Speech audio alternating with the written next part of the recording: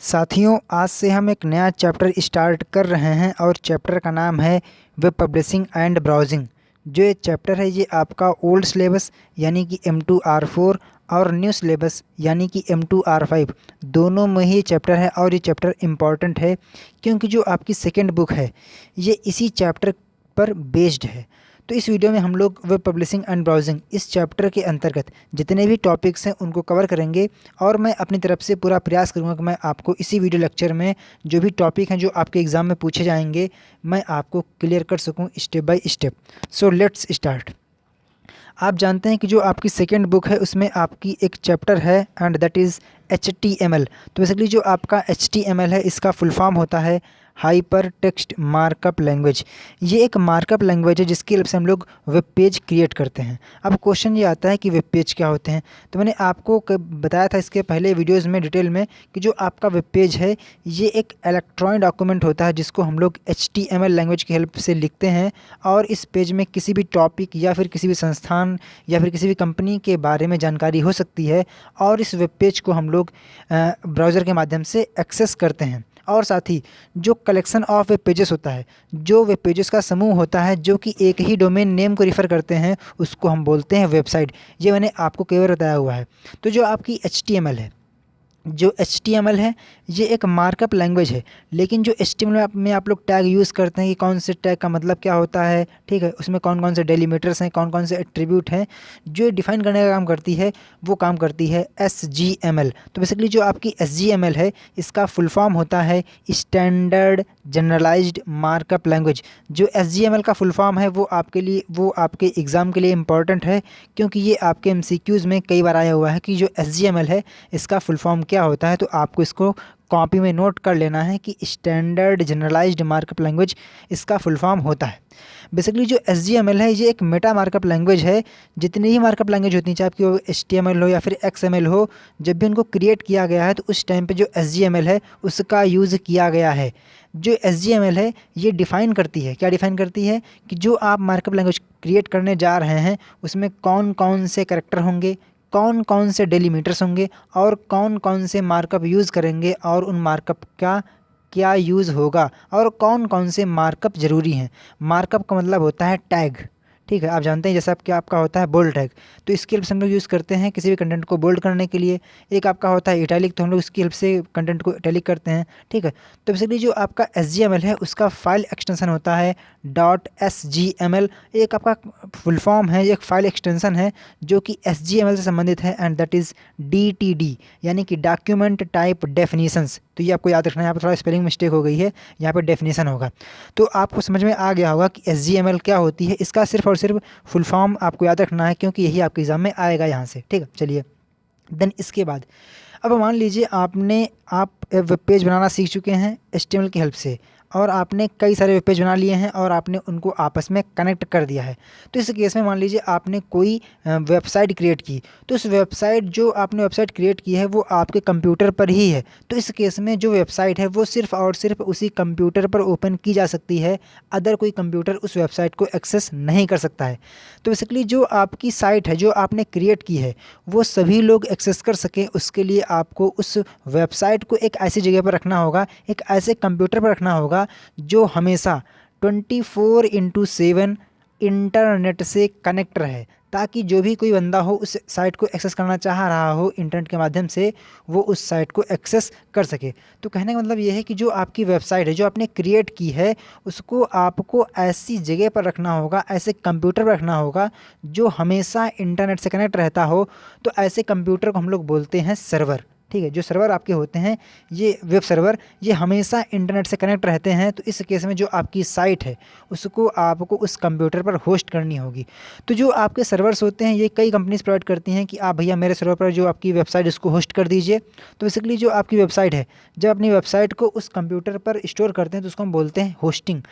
तो यानी कि जब भी आप लोग वेबसाइट क्रिएट करते हैं तो उसके लिए आपको लेनी पड़ती है वेब होस्टिंग, क्योंकि जो आपकी वेब होस्टिंग है जहाँ पे आप लेंगे उसी सर्वर पर आपको अपनी वेबसाइट को होस्ट करना पड़ेगा ताकि हर कोई बंदा उस साइट को एक्सेस कर सके। तो बेसिकली जो वेब होस्टिंग है ये एक प्रकार की सर्विस है जिसमें किसी ऑर्गेनाइजेशन कंपनी या किसी अन्य व्यक्ति की वेबसाइट को स्टोर करने की सुविधा देता है, जिसे इंटरनेट के माध्यम से कभी भी एक्सेस कर सकते हैं। जो भी कंपनी होस्टिंग की सर्विस देती हैं उसे हम लोग वेब होस्टिंग सर्विस प्रोवाइडर कहते हैं।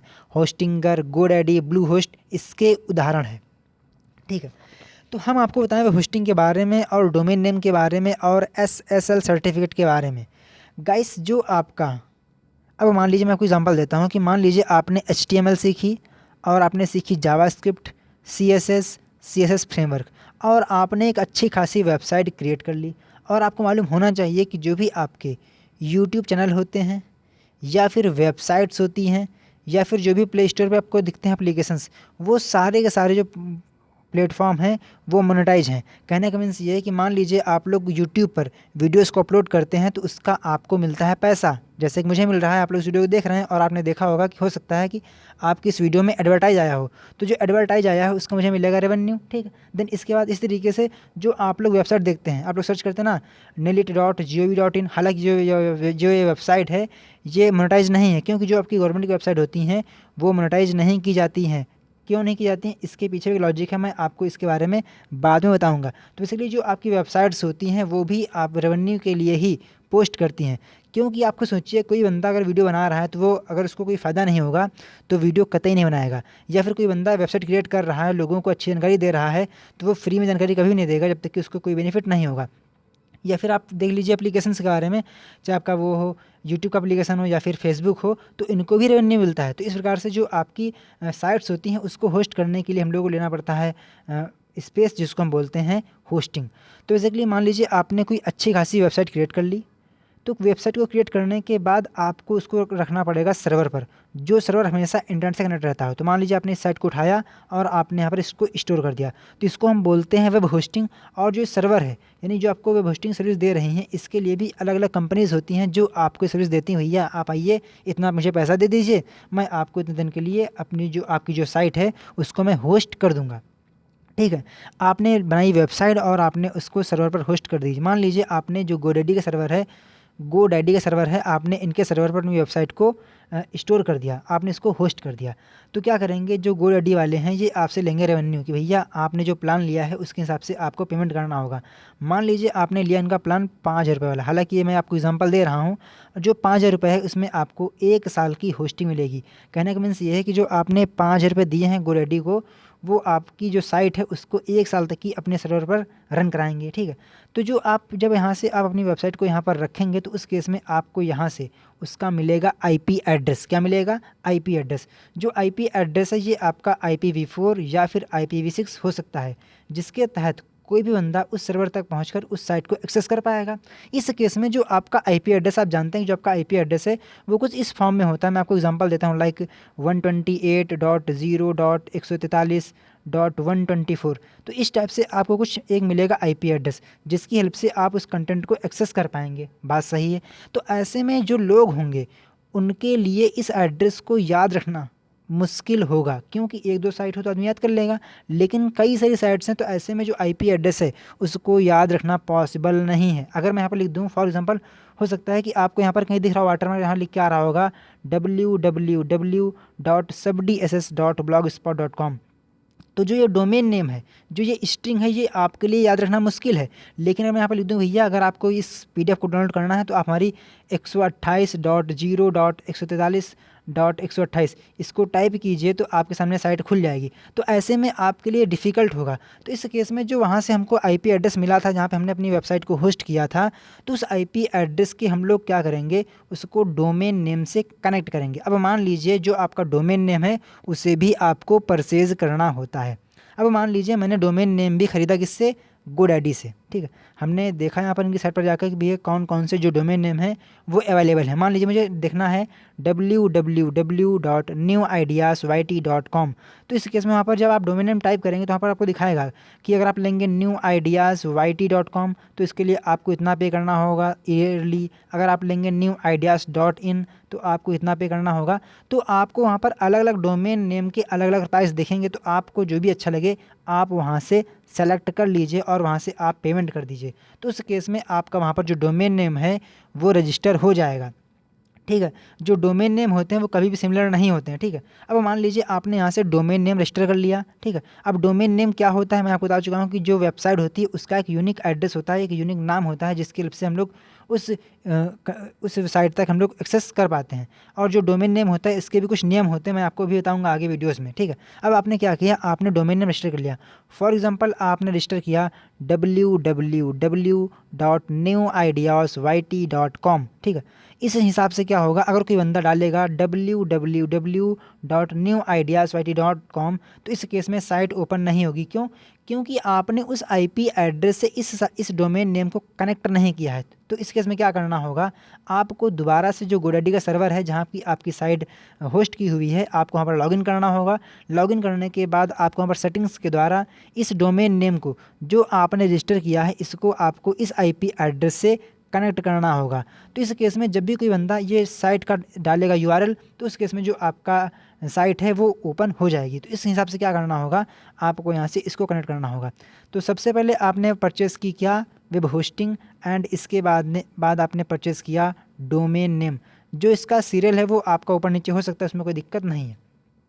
अब जब आप यहाँ से परचेज़ कर लेंगे तो उस केस में आपका आगे लिख के आ जाएगा http://www.newideasyt.com। तो इस केस में आप यहाँ पर देख पा रहे हैं कि यहाँ पर लिख के आ रहा है HTTP। इसका मतलब क्या है, इसका मतलब ये है कि मान लीजिए आपने जो साइट क्रिएट की है और उसमें आप लेना चाहते हैं पैसे, पेमेंट करना चाहते हैं या फिर पेमेंट रिसीव करना चाहते हैं, तो इस केस में जो बंदा रिसीव कर रहा है और जो सेंड कर रहा है उन दोनों के लिए ही ट्रांजैक्शन सिक्योर नहीं होंगे। कहने का मीन्स ये है कि जो ये आपकी वेबसाइट है इसमें जो भी ट्रांजैक्शन हो रहे हैं वो कोई भी तीसरा बंदा, थर्ड पार्टी, उसको एक्सेस कर सकती है कि आपने यहाँ पर कौन सा पिन कोड डाला है, आपका जो ATM कार्ड नंबर है वो क्या है। तो इस केस में जो ये साइट है ये सिक्योर नहीं है, इसको कोई भी हैकर रीड कर सकता है कि यहाँ पर जो ट्रांजैक्शन हो रहे हैं वो कैसे हो रहे हैं, उसमें कंटेंट क्या है, क्या कन्वर्सेशन हो रही है। तो ऐसे में क्या होता है कि हमें इस साइट का जो ट्रांजैक्शन है, जो डेटा का इन्फॉर्मेशन का आदान प्रदान हो रहा है, एक्सचेंज हो रहा है, वो सिक्योर रहे। तो इसके लिए हम लोगों को यहाँ पर HTTPS इस प्रोटोकॉल का यूज़ करना होता है। यानी कि हम लोगों को प्रोटोकॉल के आगे S जोड़ना पड़ता है और इसको हम लोग बोलते हैं SSL, यानी कि सिक्योर सॉकेट लेयर। और आपने इसके बारे में पढ़ा होगा कि जो आपका SSL है बेसिकली ये आपका एक सर्टिफिकेशन होता है जो कि आपको लेना होता है। इससे क्या होगा, इसके लिए भी आपको पेमेंट करना होता है। सबसे पहले आपको जो वेब होस्टिंग है उसके लिए पेमेंट करना होगा, डोमेन नेम के लिए पेमेंट करना होगा, SSL सर्टिफिकेट के लिए भी पेमेंट करना होगा। एंड पेमेंट करने के बाद आप देखेंगे जो आपकी साइट है उसके आगे लिख के आ चुका है HTTPS। आप देखते हैं जो मेरी साइट है उसमें लिख के आता है https://www.subdss.com। इसका मतलब क्या है कि जो वेबसाइट है वो सिक्योर है, जो भी ट्रांजैक्शन आप उसमें कर रहे हैं वो सिक्योर हैं, थर्ड पार्टी उसको एक्सेस नहीं कर सकती है। तो ये आपका था HTTPS। तो बेसिकली जो आपका HTTP है इसका काम क्या है, इसका काम ये है कि जो भी वेब सर्वर पर इन्फॉर्मेशन अवेलेबल है, ठीक है, जो भी इन्फॉर्मेशन वेब सर्वर, या हम बोल सकते हैं कि W3, या हम बोल सकते हैं वेब, या हम बोल सकते हैं वर्ल्ड वाइड वेब, जो भी इन्फॉर्मेशन यहाँ पर अवेलेबल है वो उसको सर्व करे। तो बेसिकली जो आपका HTTP है जो कि एक प्रोटोकॉल है जो कि TCP पोर्ट 80 यूज़ करता है। ये क्वेश्चन आपके एग्जाम में कई बार आ चुका है कि जो HTTP है वो TCP पोर्ट कौन सा यूज़ करता है, तो आपका आंसर आएगा 80। तो बेसिकली जो आपका HTTP है, हाइपर टेक्स्ट ट्रांसफ़र प्रोटोकॉल, आप लोग नाम से समझ पा रहे होंगे कि जो ये प्रोटोकॉल है ये हाइपर टेक्स्ट को ट्रांसफ़र करता है। और हाइपर टेक्स्ट मतलब ये होता है कि वो डॉक्यूमेंट जो आपस में लिंक हैं, ठीक है। तो इसलिए आपका HTTP यही होता है। तो जो आपकी वेब होस्टिंग होती है उसमें जो सर्वर होते हैं उसमें आपके सर्वर सॉफ्टवेयर इंस्टॉल रहते हैं। जैसे आपका हो गया अपाचे OSX सर्वर सॉफ्टवेयर, ठीक है। तो ये क्या है, ये आपके सारे सर्वर सॉफ्टवेयर हैं। आपके एग्जाम में क्वेश्चन आता है ट्रू फॉल्स में कि आपसे कहता है कि जो अपाचे है ये क्या एक पॉपुलर ब्राउज़र है, तो आपको आंसर टिक करना है फॉल्स। क्यों? क्योंकि जो आपका अपाचे है ये पॉपुलर वेब सर्वर है। क्या है? वेब सर्वर है। अब देखिए जो वेब होस्टिंग है ये भी कई टाइप की होती हैं। एक आपकी होती है फ्री होस्टिंग, एक आपकी होती है शेयर्ड होस्टिंग, एक आपकी होती है डेडिकेटेड होस्टिंग, एक आपकी होती है colocated hosting, VPN hosting, cloud hosting. Hosting तमाम प्रकार की होती हैं, लेकिन इनमें अंतर क्या है आइए मैं आपको समझाता हूँ कुछ होस्टिंग के बारे में। अब कुछ कंपनीज़ होती हैं जो आपको देती हैं वेब होस्टिंग की सर्विस फ्री ऑफ कॉस्ट। वो आपसे कहते हैं भैया आपकी जो वेबसाइट है आप उससे मेरे सर्वर पर होस्ट कर दीजिए, मैं आपसे एक भी रुपया नहीं लूँगा, ठीक है। आपसे कहते हैं शुरुआत में, और बाद में जहाँ आप उस पर साइट अपनी होस्ट कर देते हैं तो कुछ टाइम के बाद मैं आपसे कहती हूँ भैया आप इतना पे कीजिए, नहीं तो आपकी साइट जो है वो एक्सेस नहीं हो पाएगी, क्योंकि जो कंटेंट है, जो हमारे नियम हैं वो चेंज हो चुके हैं। तो ऐसे में आपको पेमेंट करना पड़ सकता था, पेमेंट करना पड़ सकता है। लेकिन जो आपकी फ्री होस्टिंग होती हैं इसमें टेक्निकल सपोर्ट और बैंडविड्थ की समस्या रहती है कि मान लीजिए कोई बंदा उसको साइट की जो आपकी यूआरएल है उसको टाइप कर रहा है और साइट ओपन ही नहीं हो रही है, तो जो आपकी बहुत सारी प्रकार की प्रॉब्लम्स होती हैं जो आपको फ्री होस्टिंग देने को मिलती हैं। फ्री का मतलब ये होता है फ्री ही होता है, ठीक है। एक आपकी होती है शेयर्ड होस्टिंग। इसमें क्या होता है कि मान लीजिए ये सर्वर है, क्या है, ये सर्वर है और सर्वर की जो क्षमता है वो है मान लीजिए 25 GB, यानी कि 25 GB तक की कंटेंट को सर्व कर सकता है। और मान लीजिए जो इसकी बैंडविड्थ है मान लीजिए है वो मैं मान लेता हूँ, मान लीजिए एग्जांपल के तौर पर 2 GB पर सेकंड, ठीक है, यानी कि 1 सेकंड में 2 GB तक की डाटा को सर्व कर सकता है। अब मान लीजिए शेयर्ड होस्टिंग में होता क्या है कि मान लीजिए 50 कंपनीज़ हैं, उनकी वेबसाइट है, तो इस केस में क्या होगा, एक ही सर्वर पर उनकी वेबसाइट है रन करेगी। तो ऐसे में क्या होगा, अगर ट्रैफिक बढ़ता है तो इस केस में जो आप सर्वर है वो रिस्पॉन्स नहीं कर पाएगा, लिख के आ जाएगा सर्वर एरर, ठीक है, वहाँ पर कुछ भी एरर आ सकता है।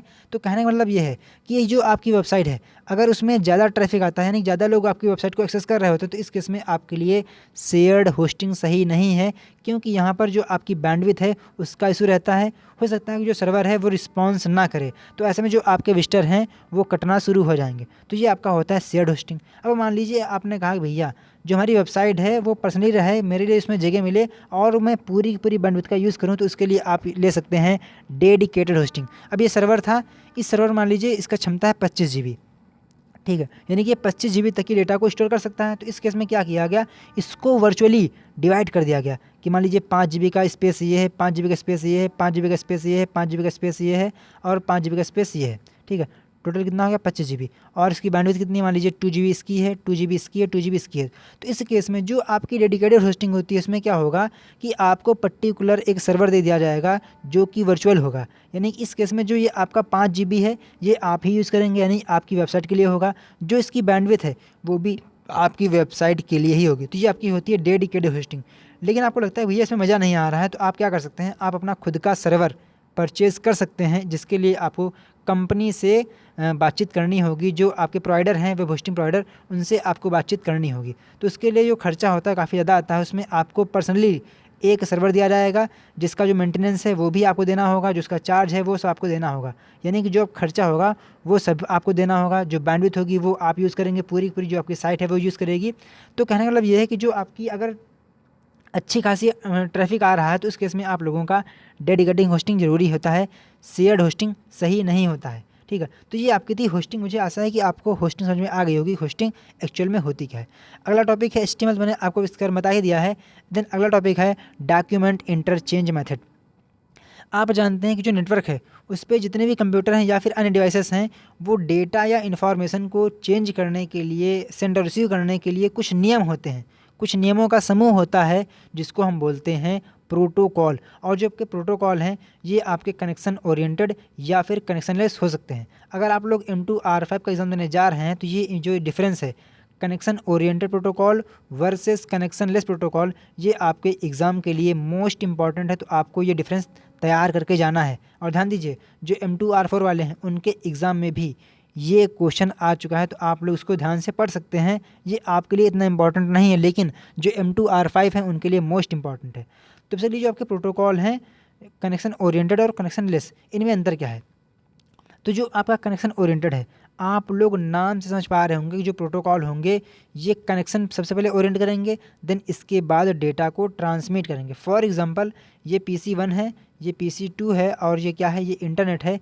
ये आपस में इंटरनेट की हेल्प से डेटा को सेंड और रिसीव करना चाहते हैं। तो इस केस में अगर यहाँ पर कनेक्शन ओरिएंटेड प्रोटोकॉल काम कर रहा होगा, चाहे आपका TCP हो या फिर ATM हो, तो उस केस में क्या करेगा, वो जिस डिवाइस में डेटा को सेंड करना है, ठीक है, और जो डेटा सेंड कर रही है और जो डिवाइस डेटा रिसीव कर रही है, तो उसके बीच में एक वर्चुअल कनेक्शन स्थापित करेगा। देन इसके बाद जब कनेक्शन स्थापित हो जाएगा तो उसके बाद यहाँ से जो डेटा है उसको फॉरवर्ड करना शुरू कर देगा। तो जो आपका कनेक्शन ओरिएंटेड प्रोटोकॉल होता है ये डेटा को सेंड करने से पहले एक वर्चुअल कनेक्शन स्थापित करता है, देन इसके बाद डेटा को ट्रांसमिट करना है। डेटा ट्रांसमिट होने के बाद वो कनेक्शन को टर्मिनेट कर देता है, ठीक है। तो ये आपका होता है कनेक्शन ओरिएंटेड प्रोटोकॉल। लेकिन जो कनेक्शनलेस प्रोटोकॉल होता है ये डेटा को ट्रांसमिट करने से पहले कोई भी कनेक्शन स्थापित नहीं करता है। मान लीजिए डिवाइस 1 ये है, डिवाइस 2 ये है, ये आपका इंटरनेट है, तो इस केस में पैकेट सीधा यहाँ से आएंगे, घूमते फिरते हुए यहाँ पर पहुँच जाएंगे।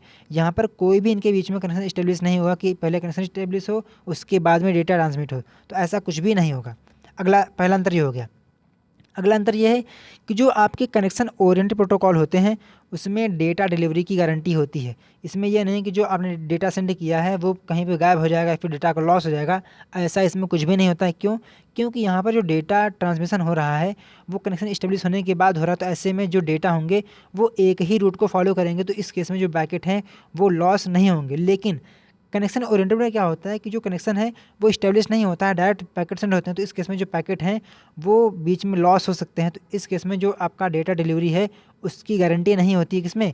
कनेक्शन लेस प्रोटोकॉल में। यहाँ पर थोड़ा मिस्टेक हो गई है, यहाँ पे आपका लीजिए कनेक्शन लेस प्रोटोकॉल, ठीक है। चलिए अगली बात, एक बार कनेक्शन स्थापित होने के बाद पैकेट को निरंतर स्ट्रीम के रूप में भेजा जाता है, जबकि जो आपका कनेक्शन प्रोटोकॉल है इसमें एक बार में एक पैकेट को भेजा जाता है। तो अगला आपका अंतर ये हो गया।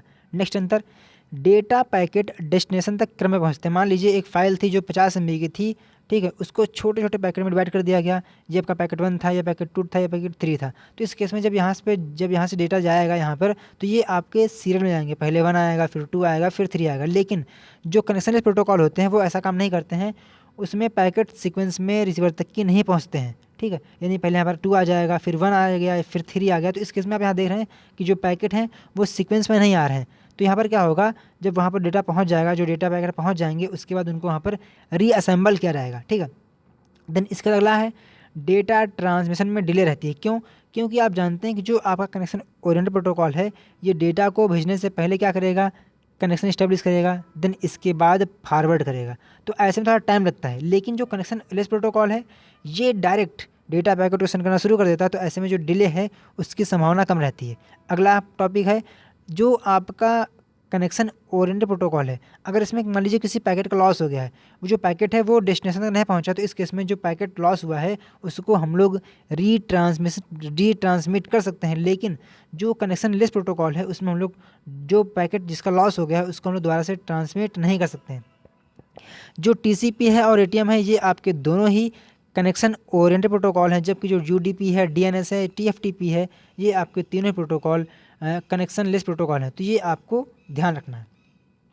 अगला प्रोटोकॉल आपका आता है स्टेटफुल प्रोटोकॉल और स्टेटलेस प्रोटोकॉल। इनमें अंतर क्या है? इनमें अंतर ये है कि जो आपका स्टेटलेस प्रोटोकॉल होता है वो सेशन की डिटेल और सर्वर की इन्फॉर्मेशन को सेव नहीं करता है, जबकि जो स्टेटलेस प्रोटोकॉल हैं वो सेशन की इन्फॉर्मेशन को सेव नहीं करता है। यानी कि जो स्टेटफुल हैं वो सेशन की डिटेल और सर्वर इन्फॉर्मेशन को सेव करते हैं, जबकि स्टेटलेस प्रोटोकॉल सेशन की डिटेल को सेव नहीं करते हैं। पहला अंतर आपका ये हो गया। दूसरा अंतर ये है कि जो आपके स्टेटफुल प्रोटोकॉल होते हैं वो ट्रांजैक्शन को थोड़ा स्लो हैंडल करते हैं, लेकिन जो स्टेटलेस प्रोटोकॉल होते हैं वो ट्रांसमिशन को बहुत ही फास्ट हैंडल करते हैं। अगला अंतर क्या है कि जो स्टेटफुल प्रोटोकॉल है इसमें जो क्लाइंट सर्वर हैं वो स्ट्रांगली जुड़े होते हैं, यानी कि क्लाइंट सर्वर एक दूसरे के ऊपर डिपेंड है, इसमें आपस में जुड़े रहते हैं तभी ट्रांजैक्शन पॉसिबल है। यानी कि ये लोग क्लाइंट और सर्वर अलग अलग काम नहीं कर सकते हैं, लेकिन जो स्टेटलेस प्रोटोकॉल होते हैं वो क्लाइंट सर्वर को अलग अलग काम करने की सुविधा देते हैं। इसके बाद जो स्टेटलेस प्रोटोकॉल है इसे इंटरनेट पर लागू करना आसान है, जबकि जो स्टेटलेस प्रोटोकॉल है, थोड़ी यहाँ तो गलती हो गई है, यहाँ पे आपका आएगा स्टेटफुल, यहाँ पे क्या आएगा, यहाँ पे आपका आएगा स्टेटफुल, ये वाला अंतर आएगा यहाँ पर और ये अंतर आएगा यहाँ पर। मैं अभी इस वीडियो को सही करा देता हूँ कि जो आपका स्टेटफुल प्रोटोकॉल होता है इसको इंटरनेट पर लागू करना आसान नहीं है, ये आपका इसमें आएगा, और जो स्टेटलेस प्रोटोकॉल है इसको हम लोग इंटरनेट पर आसानी से इम्प्लीमेंट कर सकते हैं। TCP, FTP, टेलनेट ये आपके तीनों ही स्टेटफुल के एग्जांपल हैं, जबकि जो HTTP, UDP, DNS हैं ये आपके तीनों ही स्टेटलेस प्रोटोकॉल के एग्जांपल हैं। तो ये आपको ध्यान रखना है। अगला मेथड डॉक्यूमेंट मैनेजमेंट, कि जो आपने डॉक्यूमेंट क्रिएट किया है उसका मैनेजमेंट आप कैसे करेंगे, यानी कि जो आपने इलेक्ट्रॉनिक डॉक्यूमेंट क्रिएट किया है उसको आप कैसे मैनेज करेंगे, उसका रखरखाव कैसे करेंगे, उसको हम बोलते हैं डॉक्यूमेंट मैनेजमेंट। कि जो आपका डॉक्यूमेंट है उसको आपको कहाँ स्टोर करना है, उसको कैसे मैनेज करना है, कैसे डिस्ट्रीब्यूट करना है, ये आपके सारे के सारे काम आते हैं किसके अंतर्गत, डॉक्यूमेंट मैनेजमेंट के अंतर्गत। और जो आपका डॉक्यूमेंट है ये कंटेनर होता है जिसमें आपका ग्राफिक्स, ऑडियो, वीडियो, ठीक है, पिक्चर, कुछ भी हो सकता है। तो ये आपका होता है डॉक्यूमेंट मैनेजमेंट। देन आपका आता है web design consideration and principle. अगर आप लोग वेबसाइट क्रिएट कर रहे हैं तो आपको कौन कौन सी बातों का ध्यान रखना है, कौन कौन से सिद्धांतों का पालन करना है, ये आप लोग इस टॉपिक के अंदर समझेंगे। तो यहाँ पर कहा गया है कि जब भी आप लोग वेबसाइट क्रिएट करें तो ये समझें कि जो आप वेबसाइट क्रिएट कर रहे हैं वो आप किसके लिए कर रहे हैं। क्या जो आप मान लीजिए मैंने एक साइट क्रिएट की है olevelnotes.com, तो इस केस में जो मेरी वेबसाइट है, जो बंदे ओ लेवल कर रहे हैं क्या उनको सही तरीके से इन्फॉर्मेशन सर्व कर पा रहा है या फिर कर पाएगा। तो आपको ऐसी जो इन्फॉर्मेशन है, जो ये लॉजिक है, इसको आपको ध्यान रखना है वेबसाइट को क्रिएट करते समय कि जो आपने वेबसाइट क्रिएट की है, जो ऑडियंस आपके साइट पर आएगी क्या वो इसकी आवश्यकता को पूरा कर रही है। अगला कि जब भी आप लोग अपनी वेबसाइट के लिए डोमेन नेम रजिस्टर करें तो उस समय यह ध्यान रखें कि जो आपका डोमेन नेम है वो छोटा हो। यानी आपने लिख दिया कि olevelm2r5.com, तो ये काफ़ी बड़ा डोमेन नेम हो गया। तो आपको छोटा सा डोमेन नेम और यूनिक डोमेन नेम और सरल डोमेन नेम लेना है ताकि किसी भी बंदे को उसको याद करने में मुश्किल ना हो, और साथ ही हाइफन ना हो। आप यहाँ पर देख सकते हैं, यहाँ पर मैंने लिख दिया है www.satyams.com। तो आपको डोमेन नेम रजिस्टर करते समय प्लूरल वर्ड का यूज़ नहीं करना है कि मान लीजिए कोई साइट बनी हुई है example.com और आपने उसकी कॉपी क्रिएट कर ली examples.com, तो आपको ऐसा डोमेन नेम रजिस्टर नहीं करना है कि जिसमें आपका प्लूरल वर्ड हो। देन इसके बाद जब भी आप लोग डोमेन नेम रजिस्टर करें तो उस केस में हाइफन का यूज़ ना हो। आप यहाँ पर देख सकते हैं, यहाँ पर लिखा गया है www.subdss-sahu.com। तो इस केस में आप यहाँ पर देख पा रहे हैं जो आपका डोमेन नेम है इसमें लगा हुआ है हाइफन। तो इस केस में लोगों को जो ये डोमेन नेम है उसको टाइप करने में दिक्कत होने वाली है, तो आपको ऐसे डोमेन नेम से बचना है। अगला टॉपिक आपका आता है कि जो आप वेबसाइट क्रिएट कर रहे हैं उसमें आप लोगों का कलर कॉम्बिनेशन, लेआउट और टाइपोग्राफी, जो आपने उसमें टाइपिंग की है वो अच्छी होनी चाहिए। क्योंकि जो ये आपके टर्म हैं, वेबसाइट का कलर, उसका लेआउट और उसकी टाइपिंग, ये जो तीनों टर्म हैं ये ऑडियंस को अपनी वेबसाइट की तरफ आकर्षित करने में महत्वपूर्ण भूमिका निभाते हैं। मान लीजिए आपने कंटेंट तो अच्छा लिखा लेकिन उसमें आपने ऐसे कलर लगा दिए हैं कि लोगों को वो अच्छे नहीं लग रहे हैं, तो इस केस में जो ऑडियंस है वो उस पर ज़्यादा रिस्पॉन्स नहीं करेगी। तो आपको कलर कॉम्बिनेशन, लेआउट और टाइपोग्राफी को अच्छी तरह से ध्यान रख के वेबसाइट को क्रिएट करना है। अगला टॉपिक आता है कि जो आप लोग वेबसाइट क्रिएट करें वो रिस्पॉन्सिव हो और जो वेबसाइट है वो जल्दी लोड हो। ऐसा नहीं मान लीजिए आपकी जो वेबसाइट है वो लोड हो रही है 20 सेकंड में, तो इस टाइप से आपको वेबसाइट क्रिएट नहीं करनी है। जो नॉर्मली वेबसाइट आपकी 3 से 5 सेकंड में लोड हो जानी चाहिए, तभी आपकी जो वेबसाइट है वो अच्छी मानी जाएगी। ठीक है, तो आपको ये सब चीज़ें ध्यान रखनी है। देन इसके बाद जो वेबसाइट हो वो रिस्पॉन्सिव हो। रिस्पॉन्सिव मतलब ये होता है कि मान लीजिए कोई डिवाइस है, कोई कंप्यूटर है, वो इसकी स्क्रीन इतनी बड़ी है, तो जो साइट है, जो आपकी साइट है वो इस डिवाइस में अच्छे तरीके से ओपन हो। कोई जो डिवाइस वो पतली है, तो यानी कि जो डिवाइस का साइज़ है वो चाहे कंप्यूटर हो या फिर टैबलेट हो या फिर मोबाइल हो, तो हर एक मोबाइल के लिए सूटेबल हो। यानी जो आपकी वेबसाइट है वो हर एक डिवाइस में अच्छे तरीके से ओपन हो जाए, तो आपको इस टाइप से वेबसाइट क्रिएट करना है। तो ये आपका था web design consideration and principle. Then इसके बाद आपका आता है वेबसाइट वेब पब्लिशिंग। आपने वेबसाइट क्रिएट कर ली है, आपने डोमेन नेम ले लिया है, आपने वेब होस्टिंग कर ली है। अब बात आती है कि आपको जो वेबसाइट है उसको पब्लिश कैसे करना है ताकि लोग उसको एक्सेस कर सकें। तो जो आपकी वेबसाइट पब्लिशिंग है इसको हम लोग ऑनलाइन पब्लिशिंग भी कहते हैं। ये क्वेश्चन आपके एग्जाम में एमसीक्यूज में आ चुका है कि जो वेबसाइट पब्लिशिंग होती है इसको हम लोग क्या कहते हैं, तो आपका आंसर आएगा ऑनलाइन पब्लिशिंग। इसका मतलब क्या है, इसका मतलब ये है कि यह कंटेंट को इंटरनेट पर पब्लिश करने का एक प्रोसेस है जिसमें वेबसाइट को बनाना, उसे सर्वर पर अपलोड करना, वेब पेज को अपडेट करना आदि शामिल है। तो यानी कि वेबसाइट पब्लिशिंग मतलब ये होता है कि जो आप वेबसाइट क्रिएट कर रहे हैं उसको अपडेट कर रहे हैं, उसको सर्वर पर अपलोड करना, उसको एडिट करना, उसको मैनेज करना, ये सारे काम वेबसाइट पब्लिशिंग के अंतर्गत आते हैं। जो आपका पब्लिशिंग कंटेंट है, यानी जो आप कंटेंट पब्लिश करने जा रहे हैं वो आपका टेक्स्ट हो सकता है, इमेज हो सकता है, ऑडियो, वीडियो फाइल हो सकती है। वेबसाइट पब्लिशिंग के लिए आपके पास domain name, web development tool, web server और इंटरनेट कनेक्शन होना चाहिए, तभी आप ये काम कर सकते हैं। अगला टर्म आपका आता है डोमेन नेम, तो मैंने आपको इसके बारे में पहले से बता दिया है। अगला टॉपिक आपका आता है सर्च इंजन। तो जो सर्च इंजन है ये एक प्रोग्राम या फिर प्रोग्राम का सेट होता है जो इंटरनेट की सहायता से वेब पर उपलब्ध जानकारी में से यूज़र द्वारा दी गई क्वेरी को सर्च करके हमें परिणाम देता है। इसका मतलब क्या है? इसका मतलब यह है कि आप जानते हैं कि जो वेब है, जो www है, उस पे अरबों करोड़ों, अरबों नहीं कहेंगे, करोड़ों नहीं कहेंगे, बिलियन में, ठीक है, मिलियन बिलियन में वेब पेजेस हैं। तो ऐसे में मान लीजिए आपको कोई वेब पेज एक्सेस करना है, तो अगर आप वहाँ पर ढूंढेंगे तो इस केस में आपको सालों लग जाएंगे, हज़ारों साल लग जाएंगे, तब जाकर आपका जो कंटेंट है जो आप देखना चाह रहे थे वो आपको मिलेगा।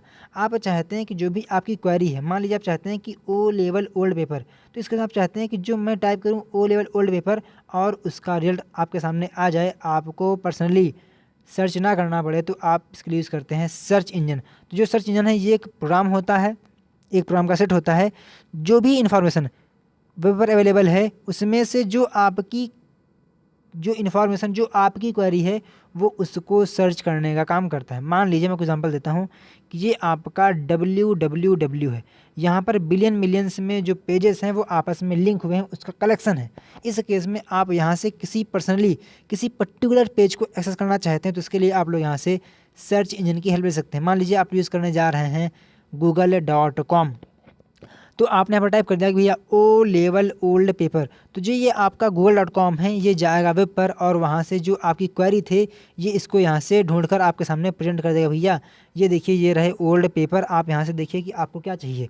तो इस केस में आपको यहाँ से सरलता होगी। तो जो आपके सामने जो आपने क्वेरी टाइप की थी और जो आपकी क्वेरी टाइप करने के बाद जो सर्च इंजन ने रिस्पॉन्स किया है उसको हम बोलते हैं SERP, यानी कि सर्च इंजन रिजल्ट पेज। कि जो भी आपने सर्च किया था और सर्च इंजन ने जो भी आपके सामने रिजल्ट दिया हुआ है उसको हम बोलते हैं SERP। और हम लोग जो आपने यहाँ पर क्वेरी टाइप की थी, जो आपने यहाँ पर क्वेरी टाइप की थी ओ लेवल ओल्ड पेपर, इसको हम बोलते हैं कीवर्ड, या हम बोल सकते हैं फ्रेज, या हम बोल सकते हैं सर्च टर्म। ठीक है, तो ये आपको याद रखना है। तो जो आपका पहला सर्च इंजन था उसका नाम था आर्ची। ये क्वेश्चन आपके एग्जाम में आ चुका है और ये क्वेश्चन इंपॉर्टेंट है कि पहला सर्च इंजन कौन सा था, तो आपको आंसर टिक करना है आर्ची। ठीक है, जबकि जो आपका गूगल है, बिंग है, याहू, आस्क, अल्टा विस्टा, ये क्या हैं, ये आपके सभी के सभी सर्च इंजन के एग्जाम्पल हैं। और जो सर्च इंजन है वो रियल टाइम इन्फॉर्मेशन को सर्च करता है, यानी उसको मेंटेन भी करता है। कि मान लीजिए आप जो सर्च इंजन है उसने 2 घंटे पहले वेब पर ब्राउजिंग की थी, सर्फिंग की थी, भैया अभी इस टाइम पे कौन कौन सी वेब पेजेस को ऐड किया गया है, उनका कंटेंट क्या है, उनका टाइटल क्या है, और उसने वहाँ से इन्फॉर्मेशन को कलेक्ट कर लिया और अपने डेटाबेस में वहाँ से अपडेट कर दिया। लेकिन ऐसा नहीं होता है। जो आपका सर्च इंजन है वो हर सेकेंड जो भी वेबसाइट नई बन रही हैं, जो भी पेज नए बन रहे हैं, उनको देखता है और वहाँ से कंटेंट को कलेक्ट करता है और अपने डेटाबेस को वहाँ से बोल सकते हैं कि उसको अपडेट करता है। तो जो आपका सर्च इंजन है ये रियल टाइम इन्फॉर्मेशन को भी मेंटेन करता है। जो आपके सर्च इंजन है ये आपके 4 टाइप के होते हैं। एक आपका होता है क्रॉलर बेस्ड, एक आपका होता है वेब डायरेक्टरीज बेस्ड, एक आपका होता है हाइब्रिड बेस्ड, एक आपका होता है मेटा सर्च इंजन बेस्ड। तो बेसिकली जो आपका सिलेबस उसमें आपका दिया गया है मेटा सर्च इंजन। मैं थोड़ा वेट कर लेता हूँ, थोड़ा क्योंकि मुँह सूख रहा है, हो सकता है कि आपको आवाज़ सही ना दिख रही हो, तो मैं थोड़ा वेट कर लेता हूँ। तो हम बात करते हैं मेटा सर्च इंजन के बारे में, लेकिन उसके बारे में हम लोग बात कर लेते हैं क्रॉलर बेस्ड सर्च इंजन के बारे में, क्योंकि आपके यहाँ से एग्ज़ाम में MCQs बनते हैं। तो जो आपके क्रॉलर बेस्ड सर्च इंजन होते हैं उसमें आपकी 3 स्टेप होती हैं। एक आपका होता है क्रॉलिंग, एक आपका होता है इंडेक्सिंग, और एक आपका होता है रैंकिंग एंड रिट्रीवल। तो जो आपके क्रॉलर बेस्ड सर्च इंजन हैं ये 3 स्टेप पे काम करते हैं।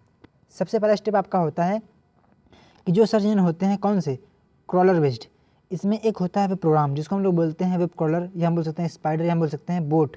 इनका काम क्या है, इनका काम ये है कि जो भी वेबसाइट है उससे डेटा को कलेक्ट करना, कि जो वेबसाइट है उसमें जो वेब पेज हैं उसका टाइटल क्या है, उसका डिस्क्रिप्शन क्या है, उसमें कितने वेब पेज हैं, उसमें कितनी इमेज हैं, इमेज कौन कौन सी हैं, इसमें कितने पेज हैं, उसमें कितने इंटरनल लिंक हैं और कितने एक्सटर्नल लिंक हैं। तो जो ये काम करता है इसको हम बोलते हैं क्रॉलिंग।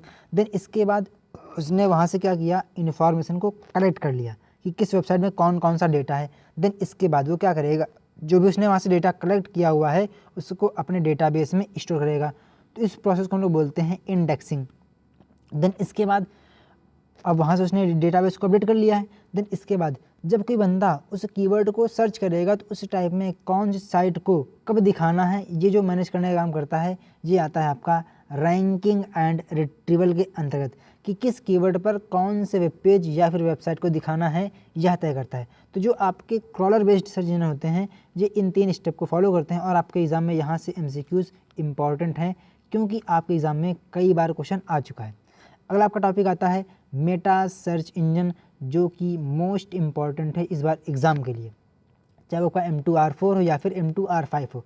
तो जो आपका मेटा सर्च इंजन है इसका मेन काम क्या है, इसका मेन काम ये है कि मान लीजिए आपने कोई इन्फॉर्मेशन गूगल पे सर्च की तो उस केस में आपके सामने रिजल्ट अलग आएगा। क्यों? क्योंकि गूगल ने अपने हिसाब से अपने डेटाबेस को मेंटेन किया हुआ है। अगर आप लोग उसी क्वेरी को bing.com पर सर्च करेंगे तो उस केस में आपके सामने अलग रिजल्ट शो होगा। अगर आप लोग उसी क्वेरी को yahoo.com पर सर्च करेंगे तो उस केस में आपके सामने अलग रिजल्ट आएगा। तो यानी कि मतलब ये है कि जितने भी आप सर्च इंजन यूज करेंगे आपको अलग अलग सर्च इंजन पर अलग अलग इन्फॉर्मेशन दिखेगी उस क्वेरी से संबंधित। आप चाहते हैं कि आप एक ही कीवर्ड को टाइप करें और उससे संबंधित अलग अलग सर्च इंजन से रिजल्ट आ जाए। मतलब इसका क्या मतलब ये है कि मान लीजिए आपने खोला google.com और आपने यहाँ पर टाइप किया new ideas YT M2R5 videos, तो उस केस में जो google.com है वो अपने डेटाबेस से आपके सामने रिजल्ट शो करेगा, ठीक है। लेकिन अगर आप लोग सर्च करेंगे बिंग पर तो जो बिंग का डेटाबेस है वो वहाँ से आपके सामने रिजल्ट शो करेगा। लेकिन अगर आप लोग मेटा सर्च इंजन, जो कि आपका एग्जांपल हो गया डॉगपाइल, पॉलीमेटा, स्काई स्कैनर, ये क्या है, ये आपके मेटा सर्च इंजन है। जिस टाइप से आपके गूगल क्या है, गूगल आपका सर्च इंजन है और डॉगपाइल क्या है, ये एक मेटा सर्च इंजन है। अगर मान लीजिए आपने ओपन किया dogpile.com और आपने उसके सर्च बार में टाइप किया ओ लेवल M2R4 नोट्स, तो इस केस में आप देखेंगे कि जो मेरी साइट है वो ओपन हो रही है, ठीक है। तो इस केस में जो आपका डॉगपाइल है जो कि एक मेटा सर्च इंजन है, जो भी मेटा सर्च इंजन होते हैं, जो भी आप लोग को टाइप करते हैं, तो जो मेटा सर्च इंजन है, जितने भी सर्च इंजन है, चाहे आपका गूगल हो, बिंग हो, याहू हो, बैदू हो, जितने भी सर्च इंजन है वो सबको उस कीवर्ड को ट्रांसफ़र करता है और वहाँ पर रिजल्ट को सर्च करता है, उस कीवर्ड को सर्च करता है और वहाँ से जो रिजल्ट प्राप्त होता है वो आपके सामने शो करता है। तो कहने का मीन्स ये है कि जो मेटा सर्च इंजन होता है वो उस क्वेरी को हर एक सर्च इंजन पर जाकर सर्च करता है और वहाँ से डेटा को कलेक्ट करता है। मैं आपको एक एग्जांपल देता हूँ ताकि आपको और अच्छे से क्लियर हो जाए। फॉर एग्जांपल ये क्या है, ये गूगल का सर्वर है, ये याहू का सर्वर है यानी याहू का डेटाबेस है, ये बैदू का डेटाबेस है और ये बिंग का डेटाबेस है, ठीक है। ये मान लीजिए क्या है, याहू, ठीक। ये क्या है, ये आपके चारों सर्च इंजन है। और ये क्या है, ये एक मेटा सर्च इंजन है जिसका नाम है फॉर एग्जांपल dogpile.com। आपने ओपन किया dogpile.com और आपने यहाँ पर टाइप कर दिया ओ लेवल नोट्स और आपने सर्च कर दिया। तो इस केस में जो डॉगपाइल है ये इस क्वेरी को इसके पास भेजेगा। भैया आप इस क्वेरी को सर्च कीजिए यानी इस पर आप रिस्पॉन्स कीजिए, जो भी रिस्पॉन्स होगा। अब मान लीजिए इसके पास इस कीवर्ड के हिसाब से अलग इन्फॉर्मेशन होगी, इसके पास इस कीवर्ड के हिसाब से अलग इन्फॉर्मेशन होगी। तो इस केस में जो ये सर्च इंजन है ये अपनी अलग अलग क्वेरी को अपने डेटाबेस से उठाएंगे और इसको ट्रांसफ़र करेंगे डॉगपाइल को, और डॉगपाइल अपने एल्गोरिथम के हिसाब से जो इनके द्वारा इन्फॉर्मेशन उसको दी गई है, ट्रांसफ़र की गई है, उसको सॉर्ट करेगा और आपके सामने शो कर देगा। तो आपको डॉगपाइल जो आपका एक मेटा सर्च इंजन है आपको समझ में आ गया होगा कि ये एक्चुअल में काम कैसे करता है। तो ये आपका होता है मेटा सर्च इंजन और हम लोग मेटा सर्च इंजन को बोलते हैं एग्रीगेटर। तो ये भी आपको ध्यान रखना है। अगला आपका टॉपिक आता है www। तो जो आपका www है इसका फुल फॉर्म होता है वर्ल्ड वाइड वेब, जिसे हम लोग W3 या फिर वेब भी कहते हैं, जिसको 1989 में टिम बर्नर्स-ली ने इन्वेंट किया था। हम इसको हम बोलेंगे डेवलप किया था, इन्वेंट नहीं कहेंगे इसको, हम इसको बोलेंगे डेवलप किया था। www क्या है, तो www एक इन्फॉर्मेशन सिस्टम है जहाँ पर हाइपर टेक्स्ट के द्वारा इंटरलिंक वेब डॉक्यूमेंट्स व अन्य रिसोर्सेज को URL यानी कि यूनिफॉर्म रिसोर्स लोकेटर के द्वारा आइडेंटिफाई किया जाता है और इन रिसोर्सेज को हम लोग इंटरनेट के जरिए एक्सेस कर सकते हैं। वेब पर उपलब्ध किसी भी रिसोर्स को एक्सेस करने के लिए वेब ब्राउज़र इंटरनेट का प्रयोग करता है और इंटरनेट व www एक समान नहीं है। क्यों? क्योंकि जो ये आपका इंटरनेट है वो collection of network and computer है, यानी कि जो इंटरनेट है वो कंप्यूटरों और नेटवर्कों का नेटवर्क है। जबकि जो आपका www है वो हाइपर टेक्स्ट डॉक्यूमेंट जो कि इंटरनली लिंक है वो उसका कलेक्शन है। जो आपका इंटरनेट है वो एक प्रकार से आपका हार्डवेयर है, जबकि जो आपका www है ये एक सॉफ्टवेयर है। आपके एग्जाम में क्वेश्चन आता है ट्रू फॉल्स में कि जो इंटरनेट है और www है क्या वो सेम है, तो आपको आंसर टिक करना है फॉल्स, क्योंकि इंटरनेट और www दोनों ही अलग हैं। जो आपका www है ये एक सर्विस है, क्या है, ये एक सर्विस है जो कि इंटरनेट पर अवेलेबल है। जो www है वो इंटरनेट पर डिपेंड है, तो ये आपको याद रखना है, ठीक है। चलिए अगला टॉपिक आपका आता है वेब सर्वर। तो वेब सर्वर क्या है, तो ये एक सर्वर सॉफ्टवेयर या फिर हार्डवेयर है जो world wide web client HTTP request को एक्सेप्ट करता है व रिस्पॉन्स करता है। वेब सर्वर का प्राथमिक कार्य वेब पेजेस व अन्य रिसोर्सेज को स्टोर करना, उसको प्रोसेस करना और वेब पेज को वेब ब्राउज़र को डिलीवर करने का काम कौन करता है, वेब सर्वर। यानी कि मान लीजिए आपका कंप्यूटर है और आपने इसमें किसी सर्वर सॉफ्टवेयर को, चाहे आपका अपाचे हो, आपने इसको इसमें इंस्टॉल कर लिया है। इंस्टॉल करने के बाद जो सॉफ्टवेयर जो सर्वर है इसका मेन काम ये है कि जो भी बंदा HTTP रिक्वेस्ट करे उस पर वो रिस्पॉन्स करे। तो जो आपके सर्वर हैं वो भी आपके कई टाइप के होते हैं। एक आपका होता है वेब सर्वर, एक आपका होता है प्रोसेस सर्वर, एक आपका होता है mail server, web server, application server और रियल टाइम कम्युनिकेशन सर्वर, ठीक है। तो ये क्या है, ये आपके सर्वर के टाइप्स है। अगला आपका टॉपिक आता है ब्राउज़र। तो ब्राउज़र क्या है, ब्राउज़र एक एप्लीकेशन सॉफ्टवेयर है जिसका उपयोग वेब सर्वर या फिर लोकल सर्वर पर उपलब्ध सामग्री, चाहे वो आर्टिकल हो, ऑडियो फाइल हो, वीडियो फाइल हो, इमेज हो या फिर कोई अन्य कंटेंट हो, उसको हम लोग देख सकते हैं। तो हम लोग कम शब्दों में कहें तो ब्राउज़र एक सॉफ्टवेयर है जिसका उपयोग वेब के कंटेंट को ब्राउज़ करने में करते हैं। आपके एग्जाम में क्वेश्चन आता है कि जो आपका ब्राउज़र है वो कैसा सॉफ्टवेयर है, तो आपको आंसर टिक करना है एप्लीकेशन सॉफ्टवेयर है। कैसा सॉफ्टवेयर है, एप्लीकेशन सॉफ्टवेयर है। जबकि आपके एग्जाम में क्वेश्चन आता है कि जो आपका नेक्सस है ये क्या है, तो ये आपका पहला ब्राउज़र है। आपके एग्जाम में क्वेश्चन आता है कि पहला ब्राउज़र कौन सा था, तो आपको आंसर टिक करना है नेक्सस। जबकि जो आपका मोज़ैक है ये पहला ग्राफिकल बेस्ड ब्राउज़र था, जबकि जो लिनक्स है ये पहला टेक्स्ट बेस्ड ब्राउज़र था। तो ये आपको तीनों ही नाम अच्छी तरीके से याद रखना है, क्योंकि आपके एग्ज़ाम में यहाँ से MCQs आ सकते हैं M2R4 में भी, M2R5 में भी और M1R5 में भी। और आपको यहाँ पर एक लिस्ट दी जा रही है जिसमें आपको बताया गया है कि जो आपके इंटरनेट एक्सप्लोरर जिसको हम लोग बोलते हैं IE, safari, Firefox, Chrome, Mozilla Firefox, ठीक है, ये क्या है, ये आपके सारे के सारे ब्राउज़र के एग्जाम्पल हैं। अगला टॉपिक आपका आता है HTTP। मैंने आपको इसके बारे में वीडियो के स्टार्टिंग में बता दिया था कि जो आपका HTTP है इसका मेन काम ये है कि जो भी हाइपर टेक्स्ट कंटेंट है उसको वो सर्व करे। अगला आपका टॉपिक आता है पब्लिशिंग टूल। तो पब्लिशिंग टूल को हम लोग वेब ऑथरिंग टूल या फिर वेब पब्लिशिंग टूल भी कहते हैं। ये आपका एक सॉफ्टवेयर या फिर टूल होता है जिसका मेन काम हम लोग करते हैं वेबसाइट को डिज़ाइन करने में और उसके बाद उसका कोड लिखने में। तो जो आपके पब्लिशिंग टूल हैं ये आपके दो प्रकार के होते हैं, एक आपका होता है कोड सेट्रिक, एक आपका होता है पेज सेट्रिक। जो पेज सेट्रिक होता है वो काम करता है किस पे, WYSIWIG, what you see is what you get. Guys मैंने आप लोगों को कल वीडियो प्रोवाइड कराई थी जिसमें आपको से कहा था कि जो आपके ब्लॉग होते हैं, जो आपकी वेबसाइट होती हैं, एक्चुअल में काम कैसे करती हैं। यानी कि आपको उसमें वेब पेज को क्रिएट करने के लिए प्रॉपर तरीके से कोड नहीं लिखना होता है, बस आपको वहाँ से जो भी आपकी फॉर्मेटिंग है आप वहाँ से कर दीजिए, जो आपका कंटेंट है उसको आप वहाँ से टाइप कर दीजिए।